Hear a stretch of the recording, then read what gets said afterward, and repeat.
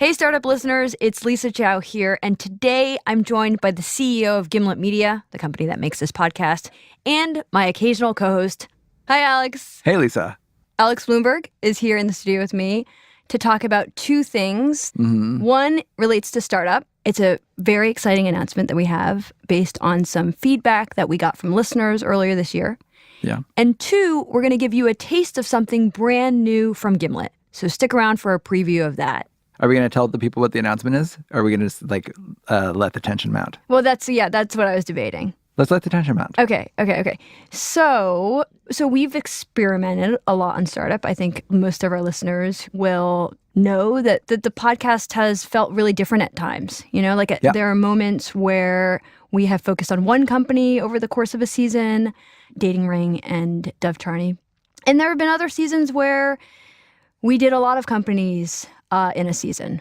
But I think, in my mind, startup has always been about, what was so special about season one was the intimacy you felt with the founder being you, Alex Bloomberg, and just feeling like you were on this journey with this person. Right.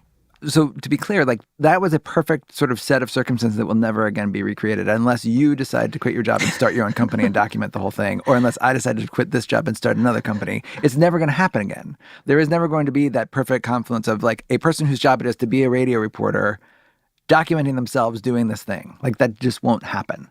And so I don't think it's a useful model for going forward. And I think that's always the way it is. When I think about Planet Money, which was the podcast that I started with Adam Davidson before Gimlet. Planet Money came out of an episode of This American Life we did called The Giant Pool of Money. Planet Money grew to be an entirely different thing than The Giant Pool of Money. The Giant Pool of Money was this hour-long documentary that sort of like went deep inside and talked to all these different voices. And Planet Money became something completely different. The audience is quadruple, dectuple now what it was when we started, it is very, very much like a thing that people love. And it bears less and less resemblance to the thing that it started as. And that is great. That's progress and evolution. And I feel like that is what we should be embracing here too. Yeah. So that's why we experimented a bunch. We knew we could never do season one again, which was tell a story first person with a very experienced radio producer at the center of that story. But there are a lot of things we can do with the show, which is why we wanted to hear from our listeners. Right. So Molly, the show's senior producer, and I worked on a survey, 5 questions. Very simple survey. We tweeted it out. We sent it out in our newsletter, and more than 2,000 people responded to the survey. That's crazy. It was almost 2,500 people responded. That's amazing. So in the survey, we were trying to understand, are listeners more drawn to seasons where we cover a lot of companies, or are listeners more drawn to seasons where we cover one company? Right. And we kind of document that one company through its ups and downs. Right. And overwhelmingly, listeners preferred the serialized storytelling. 80% of listeners preferred the one company approach. And so, wow. Yeah. That's really, it's rare that you get that sort of that level of certitude. Yeah. That seems pretty unequivocal then. Yeah. Yeah. So, dun da da da, this is the announcement. So, the announcement is Startup is going back to serialized production next spring. Our listeners have voted. And so, starting in the spring, we will be covering one company over the course of 10 episodes. And then we will release a season in the spring and a season in the fall. And that will be our plan indefinitely. And for people who love Alex Bloomberg, Alex will be coming on the show from time to time with special bonus episodes between the spring and fall seasons. He'll be answering your questions and giving you updates on what's happening here at Gimlet. Yeah.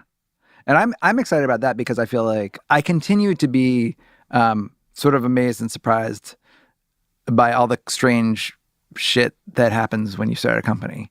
And it's going to be... Any examples? Yeah, well, so we're at 85 people now, but we're coming to the point where we have to hire now a boss. We need to hire somebody who can run a division or something, essentially. Right. And that's just weird. It's weird to bring somebody from the outside who is now going to be a big chunk of the company's boss. Right. Okay, so you'll be talking about these kind of these Right. weird feelings you're experiencing. Yeah, yeah. And you will be reporting on one company. What's the company? We don't know yet. That's the big announcement there.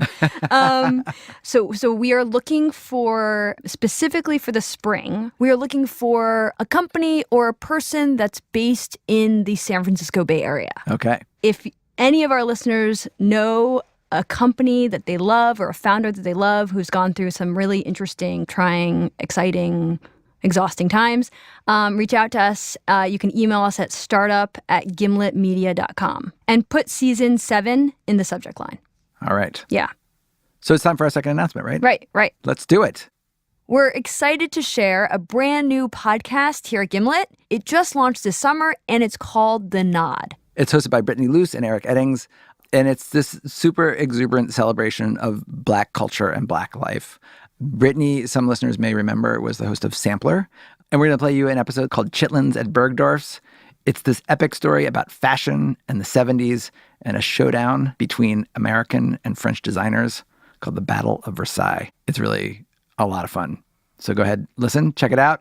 And of course, subscribe to The Nod in Apple Podcasts or wherever you listen. Here it is.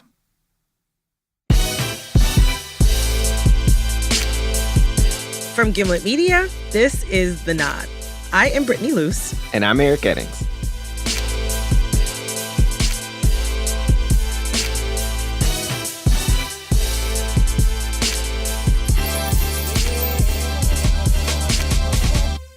So, Eric, if I tell you to name some famous fashion designers, like what names come to mind? Ralph Lauren. I mean, Uniqlo. Uniqlo is a store, not a Zara. person. Zara is also a store, not a person. No, like Gucci. Yeah. Gucci is a fashion designer. Yves Saint Laurent or YSL. Yeah. True Religion.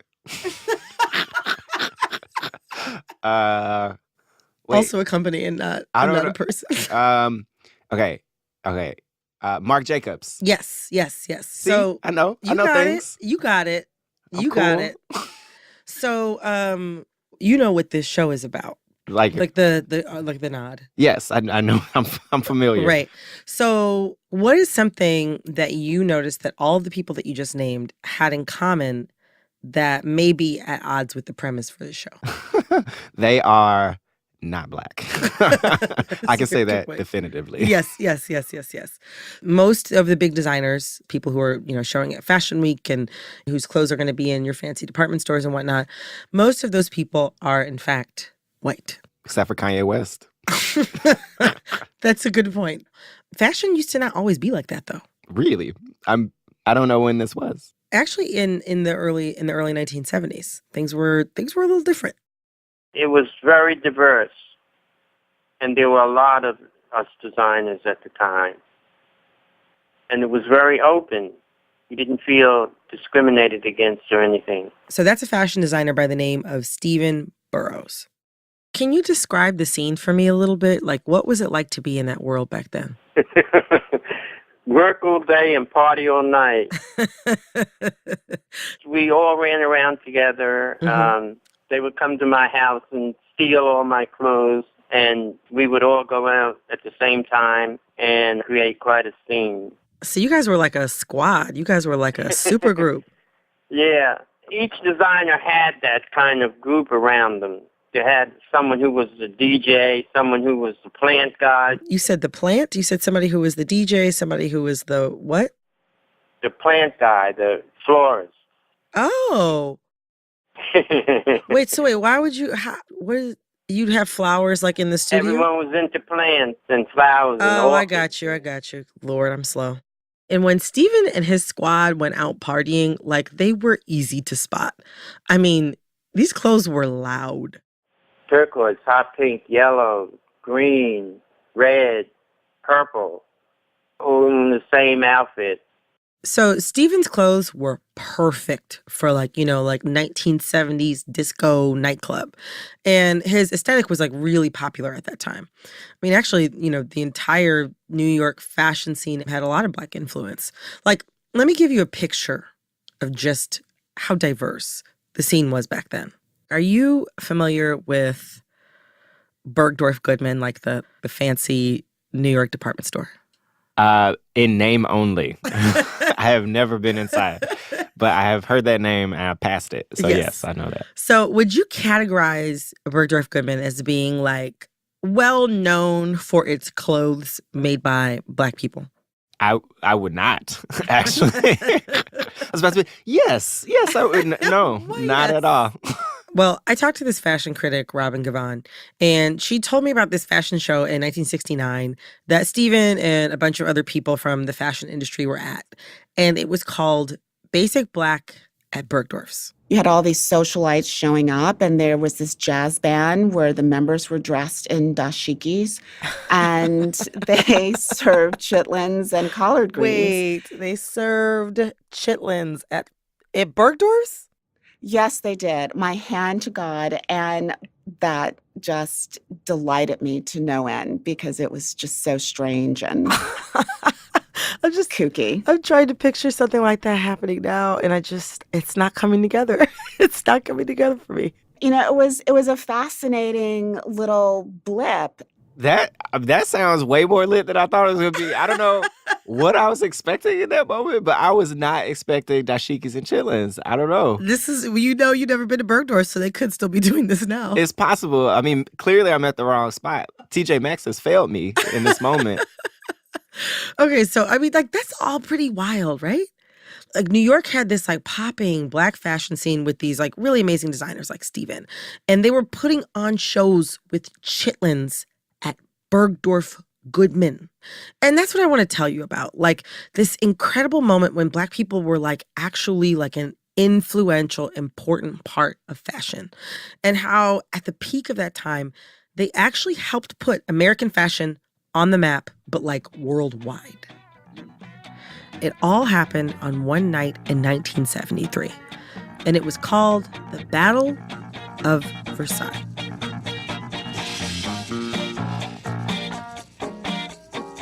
Okay, so in order for me to tell you this story, you first have to understand a little bit of where exactly the American designers were on the fashion food chain, like internationally. Okay. So the French designers, like, they ruled the whole fashion world. And they took their fashion shows, like, very seriously. So, like, usually a show is totally silent. The models would come out, very little expression, very stiff. And they would hold the number that would represent their outfit while they were walking up and down the runway. So it's not like America's Next Top Model. It's not like America's Next Top Model. Because that's good. Yeah, no. So, like, the Americans were kind of like new to the whole fashion industry in the 1970s. Whereas the French, they had a long history of dominating the fashion world. So you're familiar with the Palace of Versailles in France? You've heard of it, maybe? I've heard of it. It's where like French royalty lived like way, way back, like Marie Antoinette. Let them eat cake. Right, exactly. She was living in the Palace of Versailles. She was like a huge trendsetter. She was like, in a way, the Rihanna of her time. And so, like, as a result of her being who she was, Versailles kind of became like the epicenter of French fashion. Okay, so like now, like the Palace of Versailles is like, one of France's like most popular tourist attractions. But in like the 70s, like it was like long overdue for some major repairs. Like it was just jacked up. And so the French were trying to raise money for this huge restoration project. And so when the Americans heard about this, they were like, this is our big opportunity. Like, what if we organized a benefit? We get the American designers and the French designers to come together and put on a fashion show at the Palace of Versailles. The French people can raise their little money, and the American people can finally level up. Get some shine. Exactly, get some shine. So the Americans brought up the idea to the French, and the French were like totally down. Here's our fashion expert again, Robin Gavon. They did not particularly see it as any kind of competition because they didn't see the American designers as being competition for them. So they weren't even on their radar, basically. Yeah, I mean, it would be a little bit like Serena Williams doing a charity tennis match against, the top player from the local college. Mm. It's this idea of, oh, great, we'll raise some money, it'll be entertaining, but really, I'm going to win this match. It's no big deal. So each side was told to pick 5 designers. And Team France, I mean, they assembled an all-star team. They had Hubert de Givenchy, Emmanuel Ungaro, Pierre Cardin, Christian Dior, and Yves Saint Laurent. Even if you think you've never heard some of these names before, I mean, like, go back and just listen to, like, every Lil' Kim song ever recorded. Like, 3 of 5 of those names are going to come up. 30 or more in Christian Dior, they gotta close the store and let me shop like me in designer outfits. Why selling a tag? East Saint Laurent boots, East Saint Laurent bag, keep the Pokemon. 100 bodies in Versace, headshots in Givenchy, ripping the foreign like Ricky Bobby, like Poseidon in the Maserati, serving the block like. But the Americans had nothing close to that kind of star power. See, like, for a really long time, America didn't really have any original, like, clothing designers. Basically, they would just, like, copy whatever came down the Paris runways and then bring those designs back and put them into American department stores. But then, like, starting in, like, the 60s, American fashion got, like, a lot more legit. Designers like Steven came on the scene and they started making like really interesting original designs, like, club clothes. His clothes didn't really offer a woman a lot of help, if you know what I mean. There are a lot Yeah. of clothes that, you put them on and maybe they help suck you in a little bit to make you feel a little bit more toned. Steven's clothes didn't do that. I mean, they sort of slithered over your body and revealed it. But still, even with all of these hip designers like Steven coming on the scene, the Americans couldn't really like shake their reputation as copycats. So they saw this show at the Palace of Versailles as like their chance to kind of like prove to the world, like, hey, we know what we're doing. We deserve to be here. So the Americans decided to put together a little dream team of their own. And some of these designers are pretty famous now, but back then they were like really fresh to like the fashion world. They had Halston, Oscar de la Renta, Bill Blass, Anne Klein, and of course, Stephen Burrows. Here's Robin again. He was the hot, buzzy young designer, and he wasn't inspired by French fashion. He had no hangups about having to prove himself in comparison to French designers. It kind of sounds like Space Jam. Am I? No.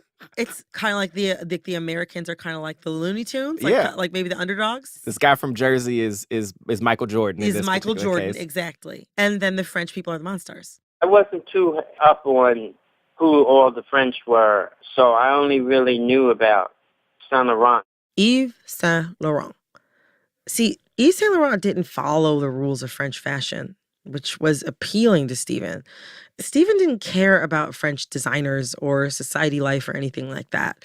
He got the inspiration for his clothes from like his life, just being a young guy in New York City. And he was really inspired by all the black models that were working in the industry back then. Black girls were dominant in New York at the time. They just were more exciting, more museful. I'd have to say museful. One of Steven's muses was a woman named Beth Ann Hardison. What was the role of the model in fashion in the 70s? The fashion model, and especially the runway model, she was queen. I mean, she was the one who basically, helped deliver what was being seen by the world. What was it like to be a black model during that time? It was good in a sense because it was everything was happening, everything was creative, everything was wonderful at the time. So things could just happen naturally. And remember, we just came off the, civil rights movement too, with Black is Beautiful, that whole theme happened. So it was to a point that you didn't think about, oh, that's a black girl. Beth Ann was Steven's house model and one of his assistants. And I mean, I guess to give you like a picture of what she looks like she was skinny. She had like this deep brown skin. She had these huge, like brown doe eyes. And she had like really closely cropped hair, like a tiny little afro. It was so pretty. And, before she became a model, like Beth Ann is just a girl from Brooklyn. Like, she used to like street fight when she was a kid. Word. No, she was like 9, 10, 11. Like she used to get into street fights. But she also put a lot of energy into dance when she was a kid. And she knew how to serve a look. I was well known to be really a good entertaining model. And I always knew about the stage and how to, win a crowd, Because as a child, I was a child tap dancer. And once I hit the runway, that became like home to me. So the way Beth Ann explains it, like, Black girls kind of brought something special to the runway. Like, when a Black girl was modeling, she wasn't just like coming down the runway like some sort of mannequin. Like, when a Black girl was coming down the runway, those clothes were hers. So when it came down to us on that runway, the white girl had to work twice as hard as her Black counterpart. Because the Black girl, that was like freedom for her to be up on her stage. So the Americans picked 36 models to join them at Versailles. 10 of them were Black, including Beth Ann. And, now that they had their models, their dream team was ready to go. So they start preparing for the show. They're renewing passports and choosing outfits and they're getting excited. Like, the anticipation of the whole night is building. And right before they're supposed to leave, they find out that Women's Wear Daily, which, Eric, is like basically like the Bible of fashion. So Women's Wear Daily, they've been writing these previews of the show, and they kind of started playing up this rivalry between the French and the Americans. They started saying, it's the Battle of Versailles. It went from a nice little church meeting, so to speak, to an all-out brawl in the Harlem bar. Everybody was involved was getting a little nervous, like, what do you mean? We didn't think we were going to battle. Yeah. We didn't think we were going to compete. Now the pressure's on. So the week of the show arrives, and the Americans get on a plane to Paris. And according to Robin, like, these models were like living it up. I mean, on the plane, they're like, smoking a little bit of weed, just trying to take the edge off. Damn. And for a lot of the models, like, this was their first time, going to Europe or leaving the country. I mean, like, this was exciting.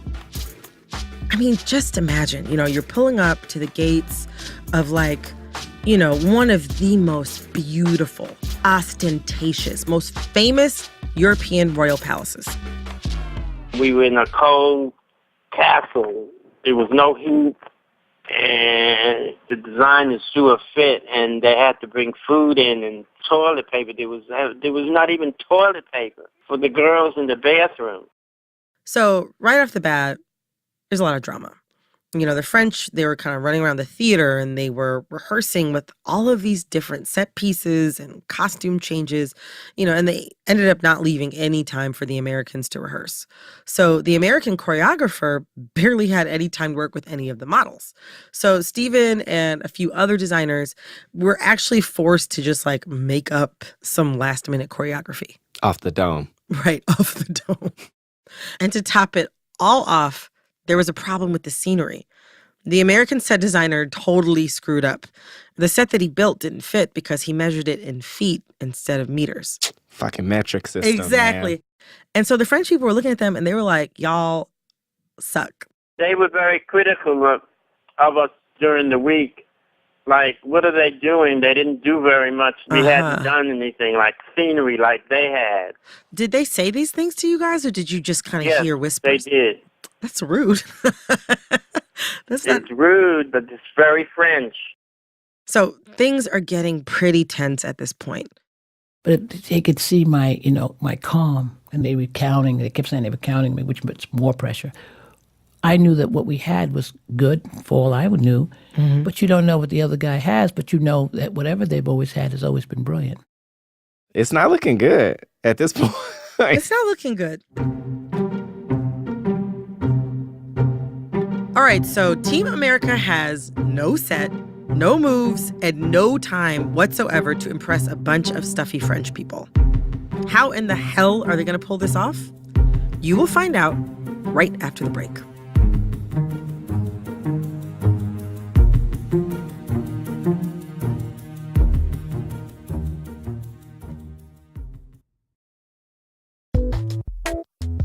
This episode of Startup is brought to you by Squarespace, which offers beautiful templates, 24/7 customer support, and optimization for mobile right out of the box. Because even if you've got a $1,000,000,000 idea, without a website, it's just an idea.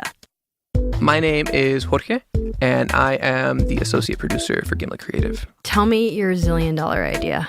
I hate ironing, like so much. So what I propose is a steam closet, like in your normal closet, and then you would like hit a button that would turn your closet into a sauna. The next time you grab something out of your closet, it'll be wrinkle-free. And full of mold. Maybe.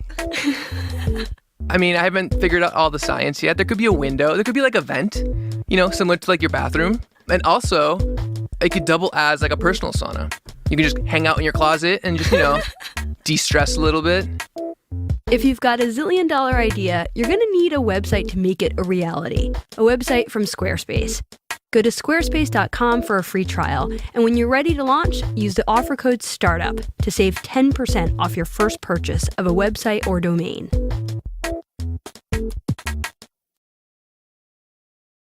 Okay, so to set the scene, it's November 28th, 1973. It's the evening of the Americans' big debut.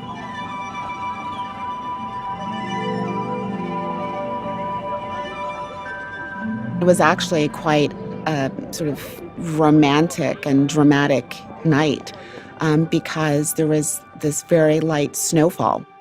And as our fashion expert, Robin Gavon, was telling me, all these lavishly dressed high society guests are like basically just gliding into this beautiful theater. The pathway leading through the courtyard and to the theater, I mean, it was lined with these men wearing sort of the full livery of the red jackets and the powdered wigs. All the women were wearing designer gowns from people like Madame Grey and Saint Laurent, and there were incredible jewels that a lot of these women, had pulled out of the vault. Some of them were wearing tiaras. I mean, they really pulled out the stops. So in the audience, you've got a ton of European superstars, like the Princess of Monaco, like Princess Grace, like she was there. But then it's time for the show to start. So the curtains open and the French are up first. And they've got like a live orchestra and like really elaborate sets. It all starts with this Cinderella theme, and there's this giant pumpkin carriage on stage. They had performance after performance after performance after performance. I thought they were going to shoot somebody out of a cannon after a while. It was so much going on. We were like, whoa. It was kind of like a Broadway show, like very over the top. And even though the show itself was over the top, like the models were a little more subtle. Like they were kind of more like statues in motion, just like showcasing the clothes instead of like characters.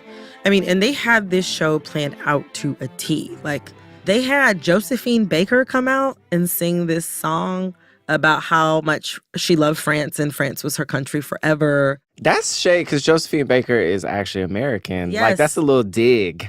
Even I thought that see was that. shady too.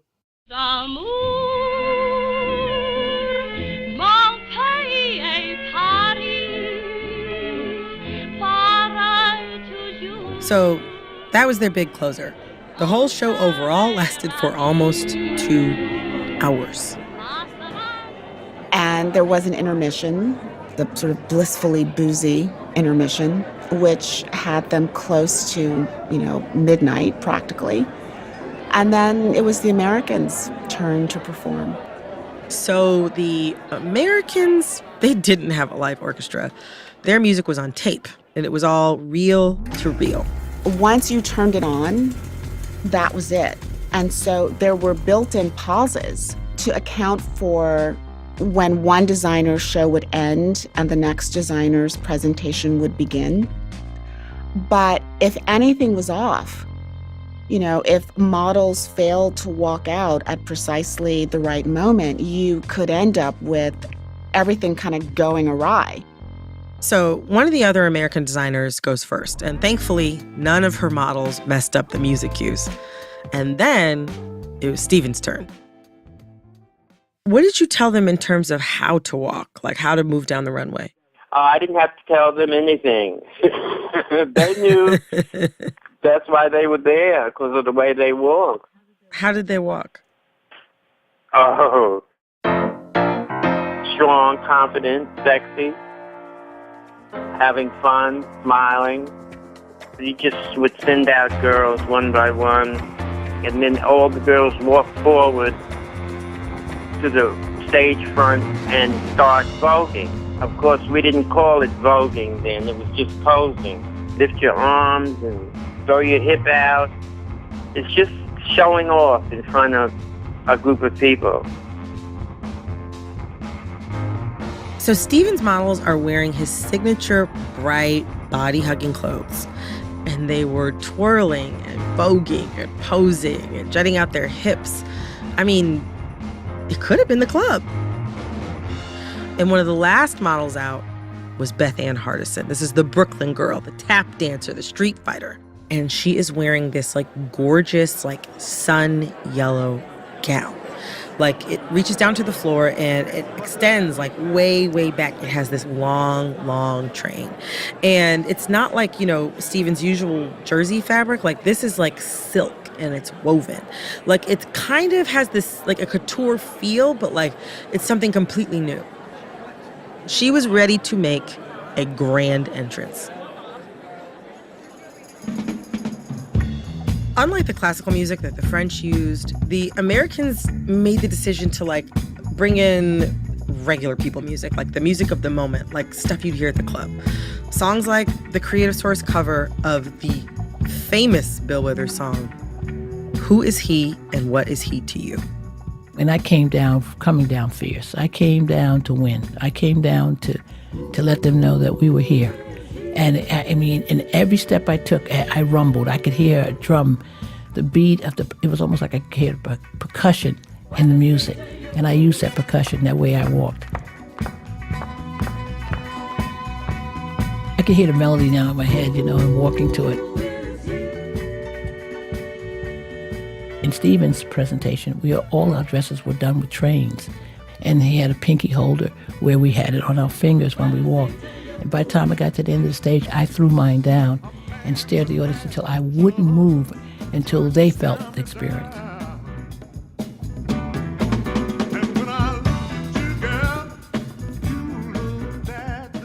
I was shaking. Tears were in my eyes when I stood there, but I knew the purpose.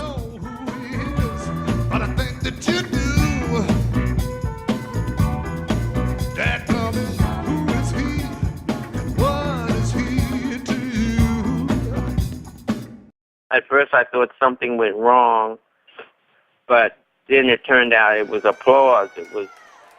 They were completely freaked out.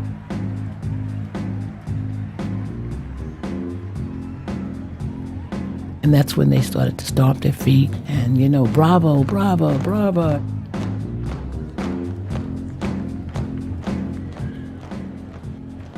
And then they said, get Steven, get Steven. And Steven comes running over and I'm staring the crowd down. And it was quite something. The French usually so uptight. It was wild. We didn't think anything that could happen after that would be as great as that moment. And believe me, we knew that we then had not come to fail. We had come to win, and we were winning. The French show took 2 hours. Our show took 37 minutes, and we killed them. Josephine Baker found Beth Ann Hardison, and she was like, I want to come backstage and meet the girls. Beth, you have to take me back. You have to take me backstage. And I took her backstage to meet the girls. And, of course, the girls died. They were so inspired that they met Joe Baker.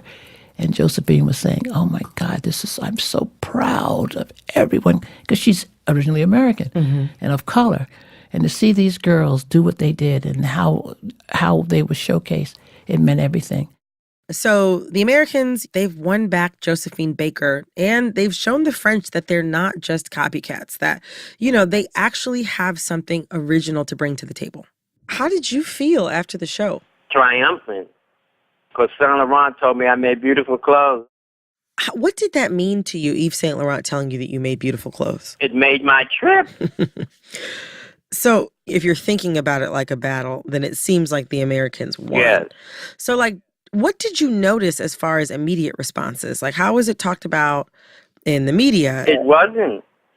There may have been a little blurb in Women's Wear, the society page, but that's about as far as it went. It was a great thing that we went over and did it, and then we came back. They said, yay, yay, right on, clap, clap, and then you went back to your job.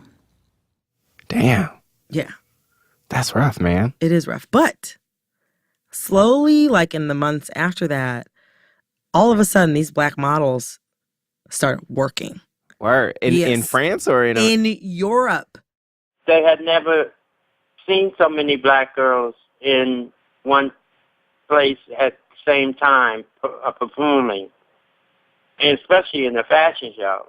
There were a lot of girls who became like muses for European designers, like Givenchy. Yeah. After he saw those girls at the Versailles show, he like started booking them for his shows. He had an entire like group. They called it a cabine. Mm-hmm. His whole cabine was like Black girls. Yeah, because they had the sauce. Because they had the sauce. So like they started getting work. And then after that, you know, you have models like Iman. I know Iman, yeah. Yes, Beverly Johnson, Naomi Campbell, Veronica Webb. And Beth Ann, like, she got a lot more work after the Battle of Versailles. The model of color was recognized in a proper way. So there's a lot that happened from that show that was more than, you know, just going and winning and walking away. And that's deep considering, like, not many people actually knew that this thing happened. Exactly. But the thing is, you know, that bump in popularity, it only lasted until like the mid-90s. See, like fashion is all about trends. And for a while, Black models were like all the rage. But then, you know, in the 90s, the Eastern European look starts to become more popular. And like heroin chic, which is basically just a lot of skinny white people. And they openly called it heroin chic? It was called heroin chic, yeah. Questionable. Yeah, that became like the trendy thing. And like the Black cool look, it kind of fell out of style. Wait, so what happened to Stephen Burrows?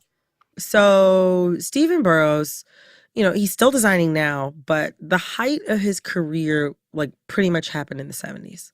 That kind of sucks. He seemed like he was on track to be like the man. Yeah.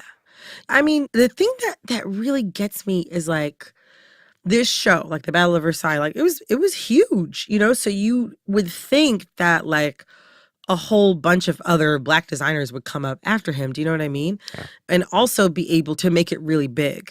But I mean, you know, don't get me wrong. Like there are quite a few Black designers that are, you know, making high fashion and doing really amazing things. But like there aren't as many as I think that there should be that have really big careers. You know what I'm saying? Like there's no one having like that Battle of Versailles moment. You know what I'm saying? Like there's no Chitlins at Bergdorf's. Yeah. And that's a travesty. I'm serious. The version of the fashion industry that existed in the like 60s and 70s, as you described it, sounds really fucking cool.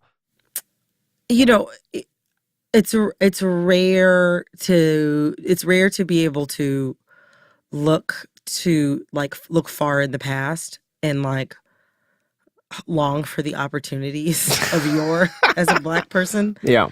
That's not really our birthright. Yeah. But Black people had it halfway decent. Yeah. You know? And I find myself in a very peculiar position as a Black person of wishing for the past. Yeah. Or wishing for some of the sweetness of the past. And it's weird. Yeah. I agree. I want to go back to that. And I want to go back to chitlins and jazz bands. Maybe we should bring some to Bergdorf's. I'd be like, oh, I thought this was... This is where it's supposed to be. Do you know your history? Exactly. Let me tell you a little story.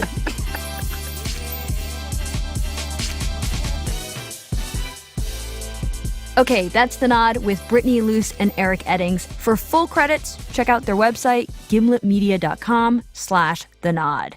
They have more episodes in their feed, so go listen and subscribe. And StartUp will be back with a new episode next week. Thanks to our sponsor, Squarespace. Squarespace helps you turn your dreams into reality with beautiful websites featuring powerful e-commerce functionality and built-in search engine optimization. Go to squarespace.com for a free trial. And when you're ready to launch, use the offer code STARTUP to save 10% off your first purchase of a website or domain.